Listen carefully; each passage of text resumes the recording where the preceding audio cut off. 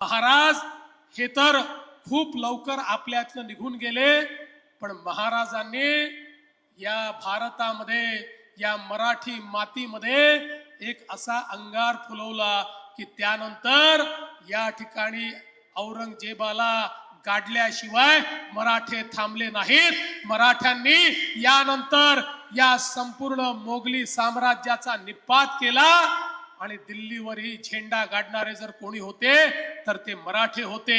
मर्दा आम्ही मराठे खरे, दुश्मनांना भरे कापरे, देश रक्षा वया धर्म तारा वया, कोण झुंजात मागे उरे, असे सांगणारे मराठे हे अटके पार त्या ठिकाणी पोचले। 18 पगड जातीच्या लोकांनी दाखवलेलं हे जे शौर्य होतं, हे शौर्यच छत्रपती शिवाजी महाराजांनी या देशाला आणि या महाराष्ट्राला दिलेली देण आहे। आणि म्हणून या महाराष्ट्रामध्ये एकोप्यानं राहणारा महाराष्ट्र, सोबत राहणारा महाराष्ट्र, एकसंघ राहणारा महाराष्ट्र हाच खऱ्या अर्थानं शिवरायांना अपेक्षित महाराष्ट्र आहे। जाती धर्मामध्ये विभंगलेला महाराष्ट्र हा छत्रपती शिवरायांना अपेक्षित नाही।